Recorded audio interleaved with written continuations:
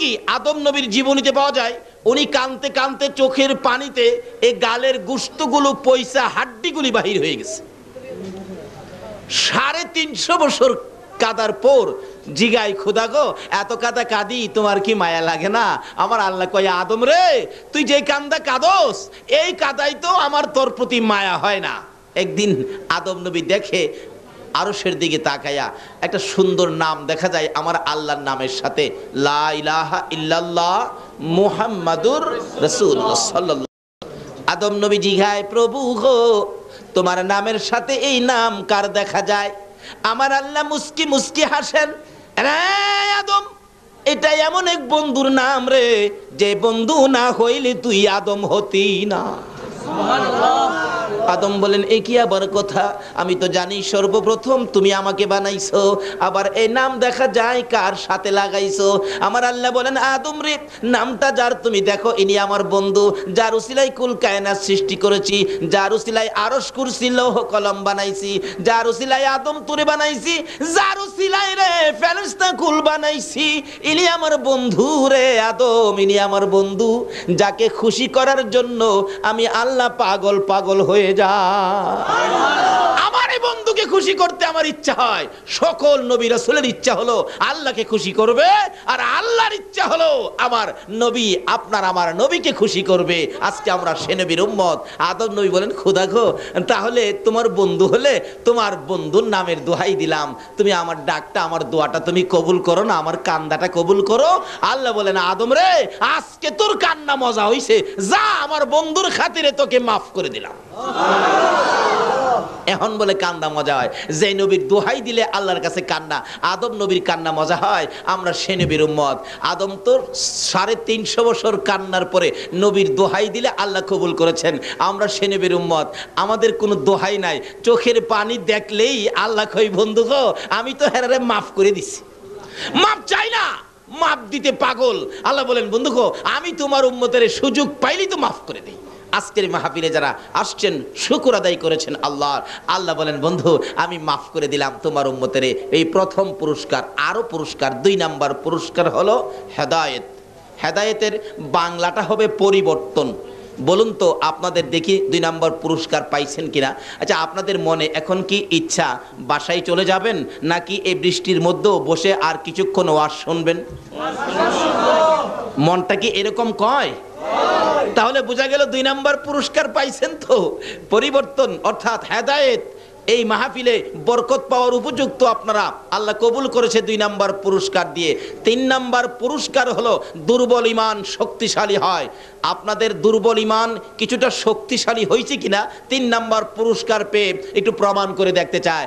আচ্ছা বলুন তো, এখন যদি নবীর দুশমন আবু জাহেল পিছন দিয়ে আসে আপনাদের সাথে ওয়াজ শোনার জন্য, আবু জাহেলকে কি আপনারা দেবেন এখানে ওয়াজ শোনার জন্য?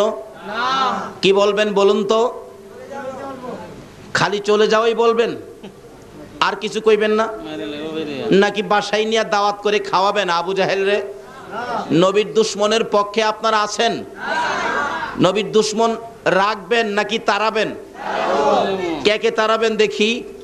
নারে তাকবীর, নারে রিসালাত, ইয়া রাসূলুল্লাহ, নারে গাউসিয়া, ইয়া গাউসুল্লাহ, জশ্নে জুলসে ঈদে মিলাদুন নবী সাল্লাল্লাহু তুরন্ত গোলাপ ক্রীড়া সংগঠন মাশাআল্লাহ। নবীর দুশমনেরা হুশিয়ার সাবধান, হুশিয়ার সাবধান, নবী ওলির দুশমন। মাশাআল্লাহ, হাত নামান। তাইলে 3 নাম্বার পুরস্কারও বুঝি আপনারা পাইলেন, কিন্তু 3 নাম্বার পুরস্কার পেয়ে আপনারা নবীর দুশমনের মোকাবেলায় যাবেন, হাত তুললেন, নবীর দুশমন তাড়াবেন, তাও আপনারা হাত তুললেন, কিন্তু সাহসটা বুঝি হইল, আওয়াজটা হইল না। একটু জোরে আওয়াজ দেন তো, নারে তাকবীর, আল্লাহু আকবার, নারে রিসালাত, নারে গাউসিয়া। মাশাআল্লাহ, এইবার বোঝা যায় আপনারা 3 পুরস্কার পাইলেন। এখন পুরস্কার পাইলেন, এখন যাবেন কোথায়? আচ্ছা এখন যদি নবীর পক্ষ থেকে কোনো ডাক আসে, আপনারা কি নবীকে খুশি করার জন্য যাবেন? এতক্ষণ তো আল্লাহকে খুশি করার জন্য কিছু করলাম, এখন কি নবীকে খুশি করা দরকার আছে কিনা বলুন তো? নবীকে খুশি করতে যদি এখন কোনো ডাক আসে আপনারা যাবেন? আল্লাহু আকবার। যদি যান তাহলে জান্নাত পাবেন। নবীর ডাকে যারা ঘর থেকে বাহির হয়েছে আল্লাহ তাদের জন্য জান্নাতটাকে জমিনের মধ্যে পাঠাইয়া দিয়েছে। আমার নবীর ডাকে যারা যাবে গো, আমার আল্লাহ বলেন আমার বন্ধুকে পাওয়ার জন্য যারা ঘর থেকে বাহির হয় এক কদম সামনে বাড়ে আমার নবীকে খুশি করার জন্য, সে কদমটা যেনই আমার জান্নাতের দিকে আগাইয়া দেয়। নবীকে যারা ভালোবাসতো, নবীকে যারা খুশি করত, নবীর জন্য যারা পাগল ছিল, কিভাবে ডাকতো? হাদিস শরীফ খুঁজলে পাওয়া যায় আমার নবী একদিন দুইটা চোখের পানি ছেড়ে ছেড়ে কাঁদতেছেন। সাহাবীরা জড়ো হয়ে যায়, ইয়া রাসূলুল্লাহ এইভাবে চোখের পানি ছেড়ে ছেড়ে কেন কাঁদেন আমরা জানতে চাই। আমার নবী জবাব দেন, সাহাবীরা রে, আমার অতি আদরের একজন সাহাবীকে আমি চিঠি দিয়ে পাঠাইছিলাম এক বাদশার দরবারে, রাস্তার মধ্যে আমার সাহাবীকে ধরে গলাটা কেটে ফেলছে রে, কলিজা খুলে ফেলছে, তারপরেও লাশটা গাছের মধ্যে ঝুলাইয়া রাখছে। আমার চিঠি খানি অপমান করেছে, তোরা পারবি নি রে আমার চোখের পানি মুছতে, আমার ওই সাহাবীর রক্তের প্রতিশোধ নিতে পারবে কিনা? সাহাবীরা জড়ো হয়ে যায়।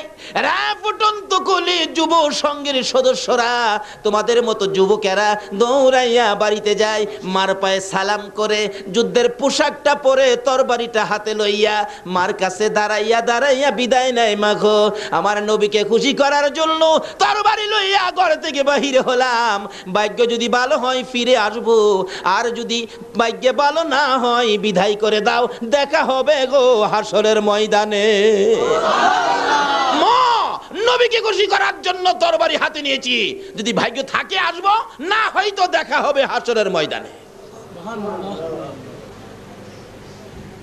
নবীর সামনে জড়ো হয়ে যায় সকল সাহাবীরা, আমার নবীর চোখের পানিগুলো জর্জর করে পড়তেছে। আমার আল্লাহ বলেন, বন্ধুগো তোমাকে যারা খুশি করার জন্য আসবে আমি আল্লাহ অটোমেটিকলি খুশি হইয়া যাইব। বন্ধুগো আমি যদি তোমার জন্য এত কিছু করতে পারি, আর তোমার জন্য যদি আমার বান্দারা কিছু করে, আমি আল্লাহ সব তাদেরকে দিব, কোনো চিন্তার কারণ নাই। এবার সাহাবীরা জড়ো হয়ে যায় মুতার যুদ্ধে যাওয়ার জন্য। মুতার যুদ্ধের ময়দানে চারপাশে জড়ো হয়ে গেলে রাসূল বলেন, এই যুদ্ধের প্রধান সেনাপতি বানাবো আমি আমার পালিত পুত্র যায়েদ ইবনে হারেসাকে। যায়েদ ইবনে হারেসা বলেন, ইয়া রাসূলুল্লাহ আমি তো রাজি। শোনো যায়েদ, তুমি যদি শহীদ হয়ে যাও, বলুন তো রাসূল যাকে জুদি লাগায়া শহীদের কথা বলে সেই জুদিটা কি কনফার্ম কিনা? নবীজির কথার মধ্যে কোনো ব্যস্কম আছে? যায়েদ বলেন, ইয়া রাসূলুল্লাহ আমি রাজি, তুমি যদি শহীদ হও রাসূলের কথাই শহীদ হব, তাতে কোনো দ্বিধা করব না। যায়েদ যখন রাজি হয়ে যায়, আমার নবী বলেন দ্বিতীয় সেনাপতি হবে জাফর ইবনে আবু তালিব। হযরতে আলী রাদিয়াল্লাহু তাআলা আনহুর ছোট ভাই, আপন ছোট ভাই, খুব সুন্দর চেহারা ছিলেন। হযরতে আলী ছোট ভাই জাফর ইবনে আবু তালিব সামনে দাঁড়াইলে রাসূল বলেন, জাফর ইবনে আবু তালিব রে, যুদ্ধের ময়দানে দ্বিতীয় সেনাপতি তোমারে বানাইতে চাই, তুমি রাজি কিনা? জাফর বলেন, হুজুর আমি রাজি। জাফর রে, তুমি যদি শহীদ হয়ে যাও। জাফর বলেন, ইয়া রাসূলুল্লাহ আপনি নবীকে খুশি করার জন্য শহীদ হব, আমার কোনো আপত্তি থাকতে পারে না। আবার রাসূল বলেন, জাফর রে তোমার আপত্তি থাকতে পারবে না, কিন্তু তোমার যে ছোট্ট ছোট্ট দুইটা ছেলে আছে, ছেলেরা যদি কান্দে আব্বু আব্বু কইয়া। এবার জাফর বলেন, ইয়া রাসূলুল্লাহ ছেলেরা কাঁদুক, তাতে আমার কোনো আপত্তি নাই, ছেলেরা যেখানে মনে চায় সেখানে যাক, আমি রাসূলের কথা মানতে যাইয়া যুদ্ধের ময়দানে শহীদ হব, জান্নাতের দরজায় যায়া দাঁড়াইব। আমার নবী বলেন, জাফর রে যাও যাও, তোমার পরের সেনাপতি হবে আব্দুল্লাহ ইবনে রাওয়াহা।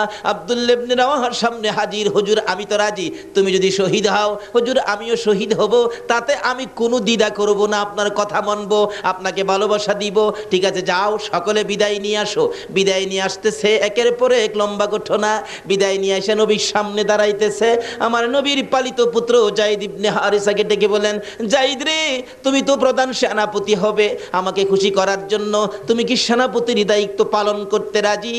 এবার যাইদ বলেন হুজুর আমি 1 কোটি বার রাজি, তুমি বিদায় নিয়ে আসো। হুজুর গো, সবাই বিদায় নিয়ে আসতে গেল, আমি কার কাছ থেকে বিদায় আনবো? আমার তো মা নাই, বাবা নাই। আমার নবী বলেন যাইদ রে, আমার পালিত পুত্র হিসাবে অনুমতি দিলাম, হুজরার ভিতরে ঢুকো, তোমার মা আয়েশার কাছ থেকে তুমি বিদায় নিয়ে আসো। যায়েদ ইবনে হারেসা পর্দার ভিতরে ঢুকে, হুজরার ভিতরে ঢুকে মা আয়েশা সিদ্দিকা রাদিয়াল্লাহু তাআলা আনহার পায়ে সালাম করতেছেন। মা আয়েশা মাথায় হাত দিয়ে চোখের পানি ছেড়ে দিয়ে বলতেছেন, মউত, আমার পালিত পুত্র যায়েদ যুদ্ধের ময়দানে যাবে, প্রধান সেনাপতি হবে। রাসূল বলেছে যায়েদ যদি শহীদ হয়।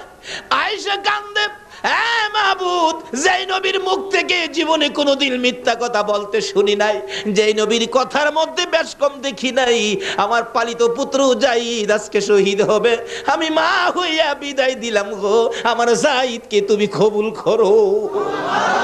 যায়েদ ইবনে হারেসা মার পায়ে সালাম করে নবীর সামনে হাজির, চোখের পানিগুলো মুছতেছেন। আমার নবী বলেন, যায়েদ রে, বিদায় আনছো? হুজুর বিদায় আনছি। এদিকে আয়, আয় আমার পাশে।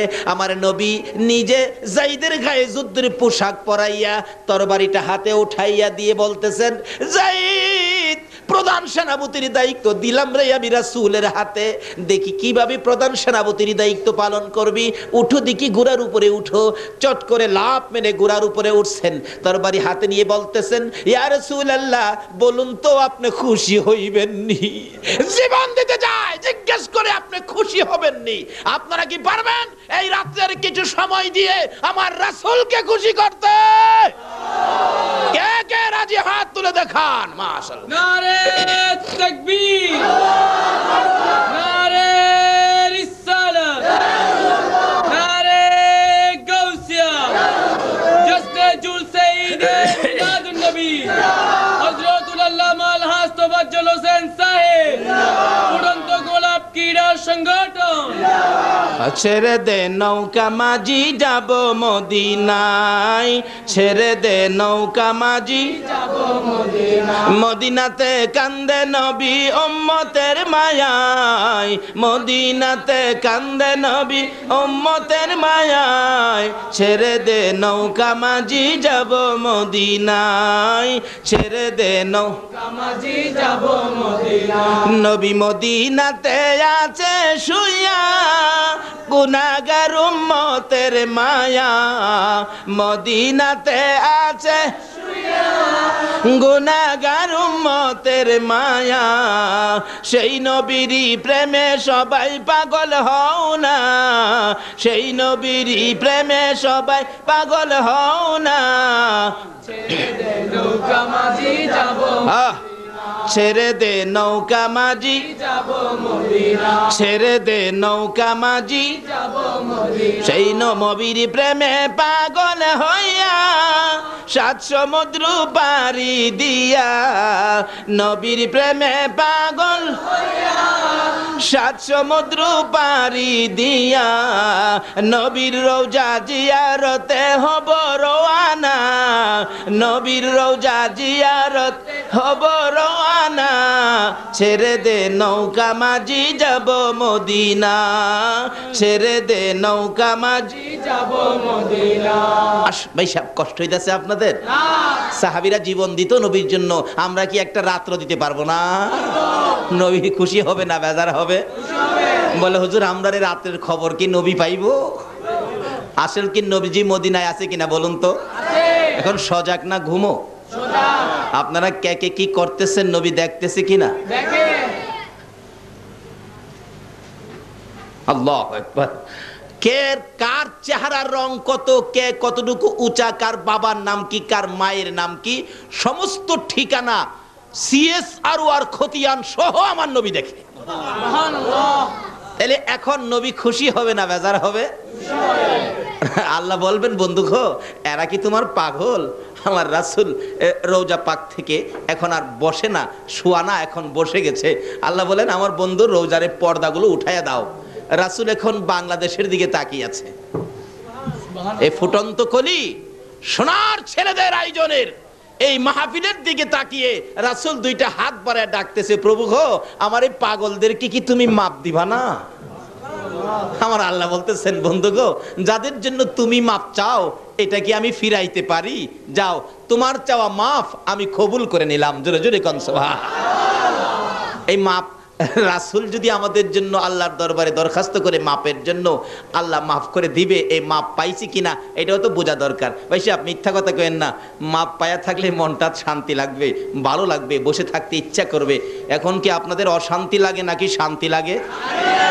বসে থাকতে ইচ্ছা হয় না? বাসায় যাইবেন গা? আচ্ছা, কে কে বাসায় যাইবেন গা? একটু হাত তুলে দেখান তো। একজনে হাত তুলছে, পিছনে যাইব গা। আসলে এটা বুঝতে পারছে না কথাটা আর কি। কে কে বাসায় যাইবেন গা এটা বলছিলাম আর কি। কে কে বাসায় যাইবেন গা নবীর মহব্বত ছেড়ে দিয়ে, সেটা বলছিলাম। আছেন কেউ এখানে? নাই। কই যাবেন? এই বাসা বাড়ি কি আমরা? এই বাসা বাড়ির মধ্যে কত মানুষ আগে ছিল, এখন তারা কেউ নাই। আমরা যারা আছি আমরাও একদিন এই ফার্নিচার থাকবে, বিল্ডিং থাকবে, দোকান থাকবে, বাড়ি থাকবে, শুধুমাত্র মানুষ থাকবে না। কবি বলেন, ইয়ে হাম সব মুসাফির হ্যায় ওয়াহি আখির ঠিকানা, কোই আগে রওয়ানা হ্যায় কোই পিছে রওয়ানা। আমরা যেখানে আছি, যেই যত মজবুত করে বিল্ডিং বানান না কেন, আল্লাহ বলে এটা মুসাফির খানা। বানাইতেছো তুমি, তুমি কতদিন থাকবে? তোমার পরের হেরা আইতেছে। বলে হুজুর কোন কি বাস্তবে নিবেন? আসেন, যাদের 4 বছরের বাচ্চা আছে, 3.5 বছর, 4.5 বছরের বাচ্চা আছে, আজকে রাত্রে ঘুমের থেকে উঠাইয়া, 5 তলা বিল্ডিং করছেন তো, ঘুম থেকে উঠাইয়া ডাইকা টাইনা কুলে উঠাইয়া বলবেন, আব্বু বলো তো এই বিল্ডিংটা কার? দেখবেন বাচ্চাটা আপনার কুলে থেকে বলবে, বিল্ডিং আমার। বলো তো এই সেগুন কাঠের বক্স খাট এটা কার? দেখবেন বাচ্চা বলবে আমার। আপনি বললেন, হ্যাঁ বেটা, আমার রোজগারের পয়সা দিয়ে বানাইলাম বিল্ডিং, খাট পালং ফার্নিচার, তোর হইলো কিভাবে? বাচ্চা দেখবেন আপনার কুলে থেকেই বলবে, ও আমার দি। এটা প্রমাণ করেন। আল্লাহ বলেন, এখনই তোর বাচ্চা তোর কুলে থেকে কয়, তুই যেটা বানাইছস এইটা বলে হ্যাঁ।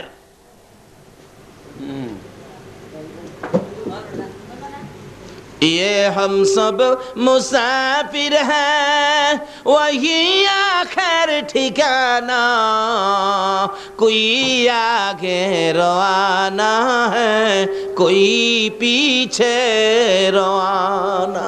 আমরা যেখানে আছি এটা হলো একটা স্টেশনের প্ল্যাটফর্মের মতো, বাস স্ট্যান্ডের যাত্রী ছাউনির মতো।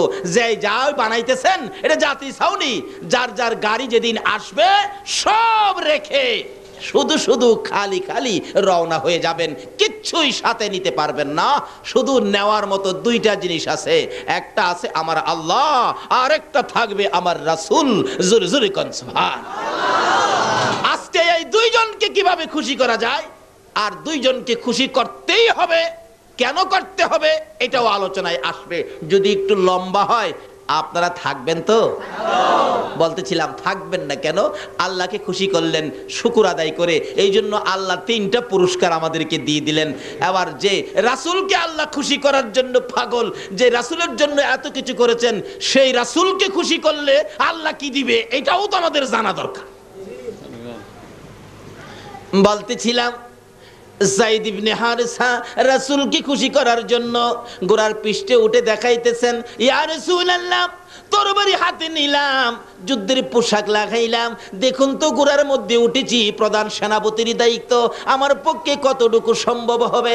আমার রাসূল মুস্কি হাসি দিয়া বলেন, রে যায়েদ, দেখলাম রে বড় সুন্দর লাগে রে, এই যুদ্ধের ময়দান থেকে তো তুই আর ফিরে আসবি না। তুমি যে শেষ দেখা আমাকে দিয়ে গেলে, আমার কাছ থেকে তুই শেষ বিদায় জন্য নিয়ে গেলে, যাও যাও যায়েদ ইবনে হারেসা, যাও, তোমাকে বিদায় দিলাম। এমনি সময় পর্দার ভিতর থেকে একটু ফাঁকা করে ডাকতেছে যায়েদের বিবি, স্বামী দাঁড়াও গো, একটুখানি দাঁড়াও। কেন কেন? স্বামী, যেই রাসূল জীবনে কোনোদিন মিথ্যা কথা বলে নাই, যেই রাসূলের কথা জীবনে কোনোদিন সোতা পরিমাণ বেশ কম হয় নাই, রাসূল বলেছে তুমি যুদ্ধের ময়দানে শহীদ হয়ে যাবে। স্বামী গো, জীবনে তো আর তোমার সাথে কোনোদিন দেখা হবে না। স্বামী, আমি বিবি হইয়া অনুরোধ করি, তোমার কাছে আবদার করি, তুমি গোরাত থেকে নাইমা একটু পর্দার ভিতরে আসো। আমি বিবি তোমাকে জীবনের শেষ দেখা দেই। একটা চিৎকার মারছে যায়েদ ইবনে হারেসা, হ্যাঁ নিষ্ঠুর বিবি, তুমি কি জানো না রাসূলকে খুশি করার জন্য ঘোড়ার পৃষ্ঠে উঠেছি, রাসূলকে দেখাইয়া দিয়েছি। হ্যাঁ বিবি, যেই জায়গার মধ্যে যুদ্ধে যাওয়ার পরিবেশে আমার রাসূল দেখেছে, রাসূলের ইচ্ছাই ঘোড়ার পৃষ্ঠে উঠেছি, আর কারো ডাকে আমি ঘোড়ার থেকে নামতে পারি না। ফুটন্ত খুলি যুব সংঘের উদ্যোগে যেই মাহফিলে আপনারা বসে আছেন, দেখুন নবীর কত ভালোবাসতো যুবকেরা। যায়েদ ইবনে হারেসা বলেন, রাসূলের নির্দেশে ঘোড়ার উপরে উঠেছি, রাসূলকে খুশি করার জন্য যুদ্ধের পোশাক গায়ে দিয়েছি। বিবি গো, নবীজির কথা ছাড়া কারো কথায় এই ঘোড়ার পিঠ থেকে নিচে নামবো না। তাহলে বোঝা গেল বিবির চাইতেও রাসূলের ভালোবাসা বেশি না কম? এখন আমরা দোকানের ভালোবাসা ছাড়তে পারলাম না, বাড়ির ভালোবাসা ছাড়তে পারলাম না, নবীর ভালোবাসার জন্য পারলাম না আজকে বৃষ্টির মধ্যে মাহফিলে শরীক হইতে। আজকের মাহফিলে শরীক হওয়াটার বাস্তব প্রমাণ হবে আমরা নবীকে ভালোবাসি। ইয়া মুহাম্মদ পিয়ারা নবী এসো নিরালায়, ইয়া মুহাম্মদ পিয়ারা নবী, ডাকেন তোমার দিদার মনের গুছিবে জ্বালায়, মুহাম্মদ পিয়ারা নবী এসো নিরালায়, মুহাম্মদ পিয়ারা নবী এসো নিরালায়। পাইব যারা নবীজির দিদার হবে তারা হাসরে পার, পাইব যারা নবীজির দিদার হবে তারা হাসরে পার। দয়া করে দেখা দিয়ে দূর কর জ্বালা, হায়রে দয়া করে দূর কর জ্বালা। ইয়া মুহাম্মদ পিয়ারা নবী এসো নিরালা, ইয়া মুহাম্মদ পিয়ারা নবী এসো নিরালা। আসুন কিভাবে নবীর দেখা নিরালা হবে এই রাস্তাগুলি খুঁজে বের করবো আজকে, আল্লাহ যদি তৌফিক দেন। সকলে বলুন আমিন। এবার যায়েদ বলতেছেন, বিবি গো, নবীর কথাই ঘোড়ার পৃষ্ঠে উঠেছি, কারো কথাই নামবো না। নবীকে ভালোবাসি রে, নবীর চেয়ে বেশি আর কাউকে ভালোবাসি না। বিবি ডাকতেছেন, স্বামী গো, আজকে তোমার সাথে জীবনের শেষ দেখা হবে, শহীদ হয়ে যাবি, আর তো কোনোদিন তোমার সাথে দেখা হবে না। স্বামী, ঘোড়ার থেকে যদি না নামো, মুখোশটা মুখের মধ্যে লাগিয়ে রাখছো, মুখোশটা পরেছ, মুখোশটা একটু সরিয়ে দাও, আমি তোমাকে এই ঘোড়ার উপরে রাইখা জীবনের শেষ দেখা দেই। একটা চিৎকার মারলেন যায়েদ ইবনে হারেসা, রে বিবি, যে মুখোশ আমার রাসূলের হাতে লাগাইছে, রাসূলের হাতে যে মুখোশ আমার মুখের মধ্যে লাগাইছে রে, এই মুখোশ বিবি দেখার জন্য আমি যায়েদের হাত লাগাইব না। কে ছিল নবীর আশেক? কে নবীকে খুশি করতেন? তার বিনিময়ে আমার আল্লাহ কি দিবেন? আল্লাহু আকবার। আসুন, সামনে বাড়ি লম্বা হয়ে যাচ্ছে, কষ্ট হবে না তো আপনাদের? আর কি, রাত্র তো এটাই, কালকে তো এখানে আপনারা কেউ আসবেন না, কালকে এখানে কেউ থাকবেন না, আমিও আসবো না। কাজী একটা রাত্র যখন জীবনের হায়াতের মধ্যে নবীর প্রেমে সময় দেওয়ার জন্য আল্লাহ কবুল করেছেন, আরো তো বহুত মানুষ আছে এই এলাকার মানুষ, তারা তো আসতে পারলো না। আল্লাহ যে আপনাদেরকে কবুল করেছেন, বাস্তব পক্ষে শুকরিয়ার ব্যাপার। আল্লাহ আমাদেরকে কবুল করেছেন। একটু সময়, একটা রাত্রে, কালকে আর আপনাকে বলা হবে না। কাজী আপনার ভাগ্য ভালো হবে। কি ভালো হবে? আখিরি মোনাজাতে নিজেরাই টের পাবেন, মিয়া আমাকে বলতে হবে না, নিজেরাই টের পাবেন আপনারা কি কি পাইছেন আজকের মাহফিলে। সেজন্য বলছি, একটু কষ্ট হইলেও বসুন, আর একটু মহব্বতে দরুদ শরীফ পড়ুন। আগে বাড়তেছে আল্লাহুম্মা সাল্লি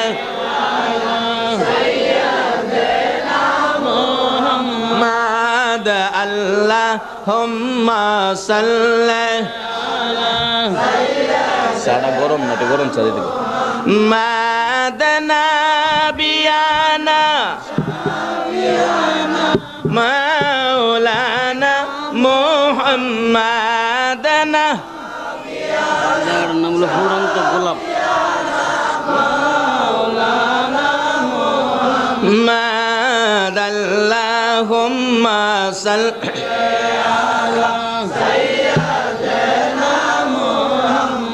আহারে পাষাণ হৃদয় নবীর জন্য কান্দনা আহারে পাষাণ হৃদয় নবীর জন্য না হায়রে তুমাই সারা দয়াল নবী বেহেশতেতে যাবে না হায়রে তুমাই দয়াল নবী বেহেশতেতে যাবে না আল্লাহ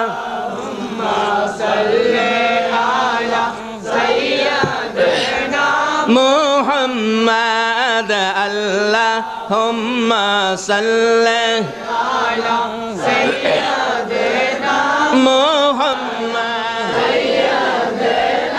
محمد اللهم صل সারা গরম না গরম চা দিতে মাদনা বিয়ানা مولانا محمدنا যার নাম হলো ফুরন্ত গোলাপ محمد اللهم صل على سيدنا محمد আহারে পাষাণ হৃদয় নবীর জন্য কান্দনা আহারে পাষাণ হৃদয় নবীর জন্য না হায়রে তুমাই সারা দয়াল নবী বেহেশতেতে যাবে না হায়রে তুমাই দয়াল নবী বেহেশতেতে যাবে না আল্লাহ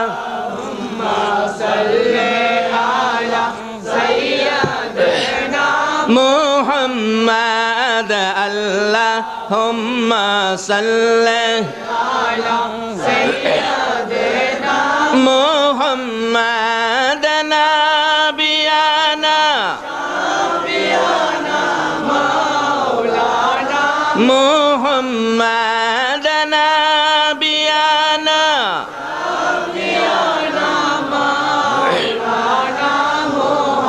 بلغ العلا بكماله كشف الدجى بجماله حسنت جميع خصاله صلى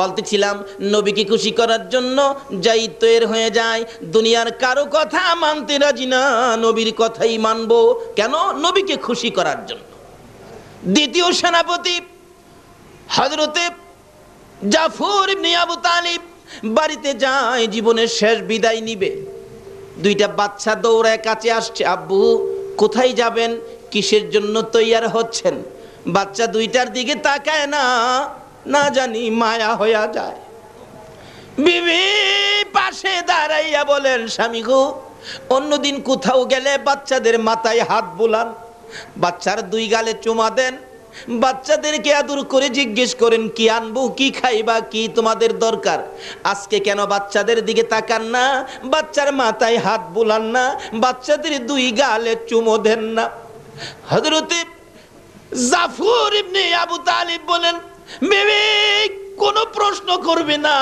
আমি রাসূলকে খুশি করার জন্য রওনা হয়েছি যুদ্ধের ময়দানে যাবরে বিবি কোনো প্রশ্ন আমাকে করবে না জাফর ইবনে আবু তালিবের বিবি বুঝি ফেললেন এবার বুঝি কঠিন সমস্যা হতে পারে। ও স্বামী আসুন আপনাকে নিয়ে একটু দোয়া করি। কি দোয়া করবি? হ্যাঁ স্বামী, প্রত্যেক যুদ্ধে যাওয়ার সময় আপনি দোয়া করেন আর আমি আমিন আমিন বলি। আজকে একটা শর্ত, আমি বিবি দোয়া করব, আপনি আমিন বলবেন। ঠিক আছে? দুইটা বাচ্চা জাফর ইবনে আবু তালিবের দুই পাশে বসে বাবার সাথে কচি দুইটা হাত বাড়াইয়া দিছে।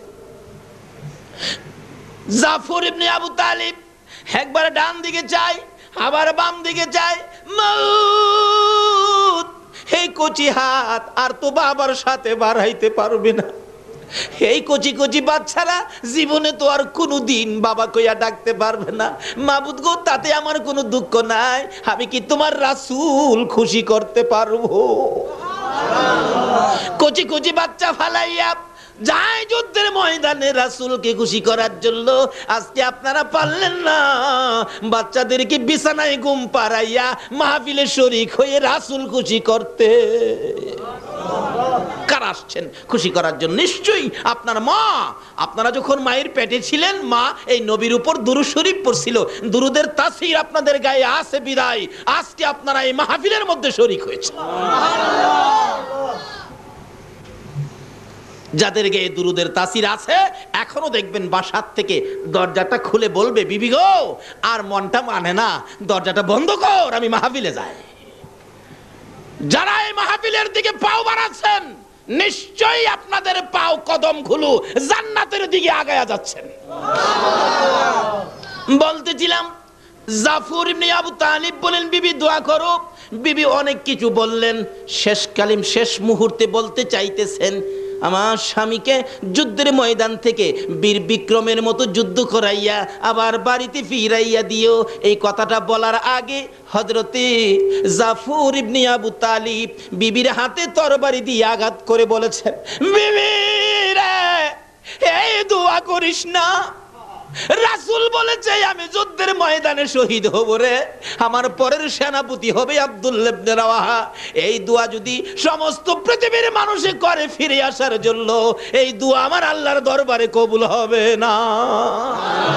আরে নবীর প্রেমের পাগল যারা প্রেম খেলা খেলে, হাই রে নবীর প্রেমের পাগল যারা প্রেম খেলা খেলে, নবীর প্রেমে ওয়াস করনি দন্ত দেয় ফেলে, নবীর প্রেম দন্ত দেয় ফেলে, নবীর প্রেমের পাগল যারা প্রেম খেলা খেলে, হাই রে নবীর প্রেমের পাগল যারা প্রেম খেলা খেলে। হানজালা পাগল ছিল নবীর প্রেমে জীবন দিল, হানজালা পাগল ছিল নবীর প্রেমে জীবন দিল, গোসল করাইলো তারে ফেরেশতার দলে, গোসল করাইলো তারে ফেরেশতার দলে, নবীর প্রেমের পাগল যারা প্রেম খেলা খেলে, হাই রে নবীর প্রেমের পাগল যারা প্রেম খেলা খেলে।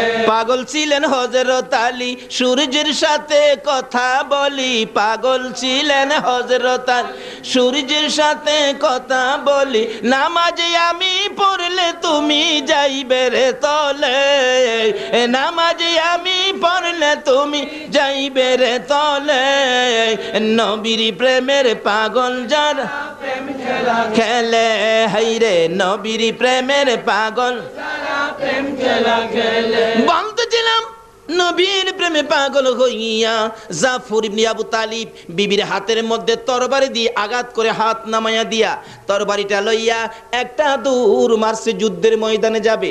পিছন দিয়া বিবি ডাকে, স্বামী গো একবার পিছে ফিরে চাও না, তোমার জীবনের শেষ দেখা দেখি। জাফর ইবনে আবু তালিব একবারও পিছে চায় না। জাফরের বিবি বলেন, সন্তানের আরে বাবা দেখবি নি, জীবনের শেষ দেখা দেখো। আর জাফর কোনোদিন বাড়িতে আসবে না। বাচ্চা দুইটা দৌড়ে যাইয়া বাবার পিছে যাইয়া ডাকে, বাবা গো বাবা কবে আসবা? জাফর কোনো কথা কয় না। বাবা গো কোন সময় আসবা, কোন দিন আসবা, কি বারে আসবা, আমাদের জন্য মজা আনবা কিনা? বাচ্চারা ডাকে, জাফর ইবনে আবু তালিব পিছে ফিরে নাম, কোনো কথাও কয় না। কিতা কিতাবে আসছে অবশেষে দুইটা বাচ্চা দুই দিকে যাইয়া পাঞ্জাবির কোনায় ধরে টানতেছে। বাবা গো, এত নিষ্ঠুর কেমনে ওই লাগো বাবা, এত ডাক ডাকি একবারও পিছে ফিরে চাও না, এইরকম তো আর কোনোদিন তুমি করো নাই। তারপরও জাফর পিছে চায় না, কেন চায় না? নবীর ভালোবাসায় দৌড় দিয়েছি। বাচ্চাদের দিকে তাকাইলে যদি ভালোবাসা এই দিকে আইসা যায়, তাহলে তো আমার নবীর ভালোবাসা হালকা হইয়া যাবে। আমার আল্লাহ বলেন, জাফর রে, আমি যার প্রেমে এত কিছু করেছি, আমার বন্ধুর ভালোবাসা এইভাবে তুমি দিতেছো, আমি আল্লাহ সেই ভালোবাসার পুরস্কার তোমাকে দান করব। যাইতেছে জাফর, নবীর সামনে হাজির। জাফর ইবনে আবু তালিব, আসছো? জি হুজুর আসছি। বিদায় নিয়ে আসছো? হুজুর বিদায় নিয়েছি। সবচেয়ে বড় মর্মান্তিক ঘটনা হলো, সবচেয়ে বড় হৃদয় বিদারক ঘটনা হলো, হুজুর গো, দুইটা বাচ্চা আমার পাঞ্জাবির কোনায় ধরে পিছনে ডাকছে, আব্বু কবে আসবা, আমাদের জন্য মজা আনবা কিনা।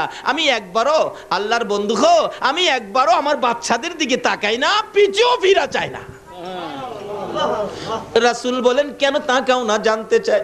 হুজুর, আপনার ডাকে যুদ্ধে যাব, বাচ্চাদের দিকে যদি ফিরা চাই, হয়তো বাচ্চাদের জন্য আমার মায়া হয়ে যাবে।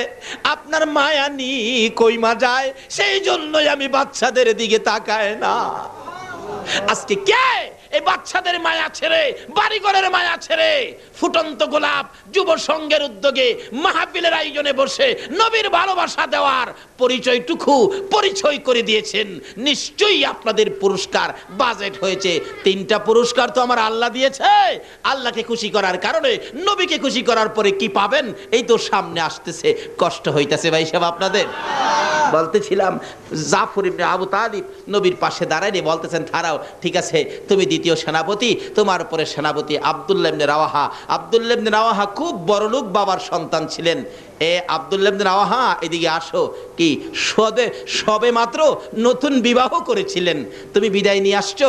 জি হুজুর, আমিও বিদায় নিয়ে আসছি। যাও, যুদ্ধে যাও। যুদ্ধ শুরু হয়ে যায়। মুতার যুদ্ধের ঘটনা।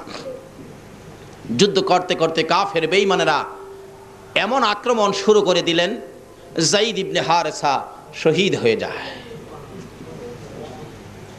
জাফর ইবনে আবু তালিব ইসলামের পতাকা টান দিয়ে হাতে নিলেন। কাফের বেঈমানেরা জাফরের দিকে আক্রমণ শুরু করে দিলে, কিতাবে আসছে ডাইন হাতে ইসলামের পতাকা ছিল, কাফের বেঈমানেরা ডাইন হাতের গর্দানের মধ্যে এত জোরে তরবারি দিয়ে আঘাত করেছে, এ হাত কাইটা জমিনে পড়ে গেছে। আমার নবী মসজিদে নববীর বারিন্দায় মুরব্বী সাহাবীদেরকে নিয়ে বসা ছিলেন, মুতার যুদ্ধের খবরের অপেক্ষায় ছিলেন। সঙ্গে সঙ্গে জিবরাইল নবীর কাছে খবর দেন, হুজুর, জাফরের একটা হাত কাইটা ফালাইছে। আমার নবী 2টা চোখের পানি জর্জর করে ছেড়ে দিলে মুরব্বী সাহাবীরা জিগায়, হুজুর কাঁদেন কেন? সাহাবীরা রে, মুতার যুদ্ধের খবরে কান্দি। কি হয়েছে হুজুর? আমার জাফরের একটা হাত কাইটা ফলাইছে। বাম হাতে পতাকা হাতে নিলে বাম হাতের মধ্যে আক্রমণ, বাম হাত কাইটা জমিনে পড়ে গেছে। আমার নবী আবার চোখের পানি ছেড়ে দিছে। সাহাবীরা জিগায়, হুজুর এবার কেন কান্দেন? সাহাবীরা রে, আমার জাফরের 2টা হাত কাইটা ফালাইছে। এবার ইসলামের পতাকা, কিতাবে আসছে, মুখে কামড় দিয়ে উপরে উড়াইয়া বসে হাঁটু দিয়ে চাপা দিয়ে ধরে পতাকা উপরে উড়াইয়া রাখছে। তারপরেও জাফরের দিকে চারদিক থেকে বসা অবস্থায় তীর মারতেছে। কিতাব বলেন, এমন করে তীর মারে গো, ডান দিক দিয়া তীর লাগলে কলিজা ছেদ্রু করে বাম দিক দিয়া বেরিয়ে যায়। এইভাবে একের পর এক তীর বল্লমের আঘাত আসতেছে। আস্তে আস্তে আস্তে আস্তে জাফর পতাকা ছাড়ে না। এইভাবে তীর লাগতে লাগতে 52টা তীরের আঘাত জাফরের কলিজায় লাগছে, তবু কামড় ছাড়ে না। আব্দুল্লাহ ইবনে রাওয়াহা বলেন, আমি দৌড়াইয়া যাইয়া জাফরের কামড় দেওয়া, হাঁটু চাপা দেওয়া পতাকা ধরে বলতেছি, জাফর রে ছেড়ে দাও, ছাড়ে না। আমি বললাম কানে কানে, ও জাফর, আমি কোনো কাফের বেঈমান নই, আমি মুসলমান সৈন্যদের থেকে নবীর ঘোষিত 3 নম্বর সেনাপতি আব্দুল্লাহ ইবনে রাওয়াহা, পতাকাটা ছেড়ে দাও। এবার আব্দুল্লাহ ইবনে রাওয়াহা বলেন, পতাকার মধ্যে ধরে এই পরিচয় টুকুন দেওয়ার পরে সঙ্গে সঙ্গে মুখের কামড় ছুটে গেল, হাঁটুর চাপা ছেড়ে দিল, চিত হয়ে জাফর জমিনে পড়ে গেল। আমি পতাকা হাতে নিয়ে নিলাম। এমন সময় আমার নবী মসজিদে নববীর বারিন্দায় বসে বসে চোখের পানি ছেড়ে ছেড়ে বলেন, সাহাবীরা রে, না আমার জাফর না। নবী কান্দে। কিছুক্ষণ পর আমার নবী আকাশের দিকে তাকাইয়া মুস্কি মুস্কি হাসতেছে, গায়েবী সালামের জবাব দিতেছে, ওয়ালাইকুম সালাম, ওয়ালাইকুম সালাম। মুরব্বী সাহাবীরা বলেন, ইয়া রাসূলুল্লাহ, এতক্ষণ চোখের পানি ছেড়ে ছেড়ে কাঁদতেন, এখন হাসতেছেন, ব্যাপারটা কি জানতে চাই। আল্লাহর বন্ধু গো, কে সালাম দিল, কার সালামের জবাব দিলেন জানতে চাই। আমার নবী ডাকে, সাহাবীরা রে, আমার জাফরের সালাম নিলাম রে। জোরে জোরে কন্যা সুবহান রে সাহাবীরা, আমি আমার জাফরের সালাম নিলাম। আমার জাফর আমাকে খুশি করার জন্য যুদ্ধের ময়দানে 2টা হাত কাঠাইয়া দিলে আমার আল্লাহ খুশি হইয়া রে সাহাবীরা 2টা হাতের বিনিময় আমার জাফরকে 2টা জান্নাতের পাখা লাগাইয়া দিছে। আল্লাহ, নারে রিসালাত, ইয়া রাসূলুল্লাহ, নারে গাউসিয়া, ইয়া গাউসুল্লাহ, জশ্নে জুলসে ঈদ মিলাদুন নবী জিন্দাবাদ। হযরতুল আল্লামা আলহাজ মাওলানা তোফাজ্জল হোসেন সাহেব জিন্দাবাদ। ফুটন্ত গোলাপ ক্রীড়া সংগঠন। বলতেছিলাম, আমার নবী বলেন, সাহাবীরা রে, আমার জাফর 2টা হাত আমাকে খুশি করার জন্য যুদ্ধে কাঠাইয়া দেওয়ার কারণে আমার আল্লাহ আমার জাফরকে জান্নাতি 2টা পাখা লাগাইয়া দিছে। আমার জাফর ওই জান্নাতি পাখা দিয়ে 70,000 ফেরেশতার সঙ্গী হইয়া রে সাহাবীরা উইরা উইরা আমার জাফর আল্লাহর জান্নাতে যাইতেছে। যাওয়ার আগে আকাশ থেকে রে আমি রাসূলকে সালাম জানাইয়া দিছে। বলতেছিলাম যে নবীর ভালোবাসায়, যে নবীকে খুশি করার জন্য 2টা হাত গাঁঠাইয়া দিলে আমার আল্লাহ জান্নাতের পাখা লাগাইয়া দেয়। এই নবীর ভালোবাসা দিলে লাভ হবে না লস হবে? দিতে হবে, লাভ হবে। কেন? এই লাভ আমাদের দরকার আছে। আল্লাহকে খুশি করতে হবে, রাসূলকে খুশি করতে হবে। এর মধ্যে ওয়াজ করতে গেলে সারা রাত্রের দরকার। আমি আমার আলোচনা যেদিকে করেছি ওইদিকে আলোচনায় যেতে হবে। আসুন আগে বাড়ি, আমি আমার মেন আলোচনায় যাই। আমরা প্রথম খুশি করেছি আল্লাহকে, কি বলে? আল্লাহর শুকর আদায় করে। দ্বিতীয় নম্বরে খুশি করার চেষ্টা করেছি রাসূলকে, কি করে? যেইভাবে সাহাবারা জীবন দিয়েছে, আমরা জীবন দেওয়ার পরিবেশ নাই বিধায় আমরা রাত্র দিয়ে হলো রাসূলকে খুশি করব। এই আশা আপনাদের মনে আছে কিনা বলুন তো? আসুন আল্লাহ রাসূলকে খুশি করে কি পুরস্কার টুকুন আমরা নিব। কেন নিতে হবে?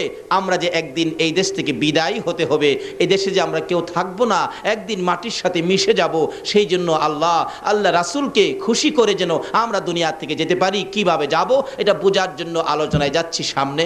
মহব্বতে আর একটু দুরূদ শরীফ পড়ুন। এখন আমি আমার মেন আলোচনায় চলে যাব। আল্লাহুম্মা সাল্লি মুহাম্মাদ, আল্লাহুম্মা সাল্লি মুহাম্মাদ নবী মাওলানা মুহাম্মাদ নবী মাওলানা দিবানিশি মনেরে আমার আর দিও না যন্ত্রণা, দিবানিশি মনেরে আর দিও না যন্ত্রণা, হায়রে দনে যদি যাইতাম সোনার মদিনা, হায়রে দনে যদি যাইতাম সোনার মদিনা। আল্লাহুম্মা সাল্লি আলা সাইয়্যিদিনা বালাগাল উলা বিকামালিহি কাশাফাদ দুজা বিজামালিহি হাসনাত জামিউ খিসালিহি সাল্লু আলাইহি।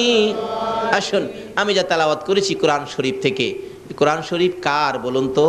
আল্লাহ। আরো জোরে কোন কার? আল্লাহ। এই আকাশটা কার? আল্লাহ। জমিন কার? আল্লাহ। আমরা কার? আল্লাহ।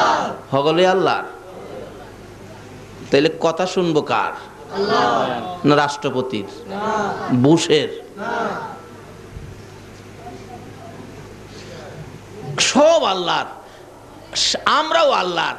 আজকে সে আল্লাহর কথা শোনার জন্য আল্লাহর বান্দারা উপস্থিত। কত যে মজার ঘটনা। আল্লাহর কোরআন শরীফে আল্লাহ বলতেছেন কুল্লু নাফসিন যায়িকাতুল মাউত। সকল প্রাণীকে উদ্দেশ্য করে কোরআন শরীফে আল্লাহ ওয়াজ করেন। জীবন ভরা তো মাওলানা সাবরার ওয়াজ শুনলেন, এবার আল্লাহর ওয়াজ শুনেন। আল্লাহ সকল প্রাণীকে উদ্দেশ্য করে বলতেছেন, কোরআন শরীফে ওয়াজ করতেছেন সকল প্রাণী একদিন মৃত্যুবরণ করতে হবে। তাহলে মহিলারাও মরবো কিনা বলুন তো?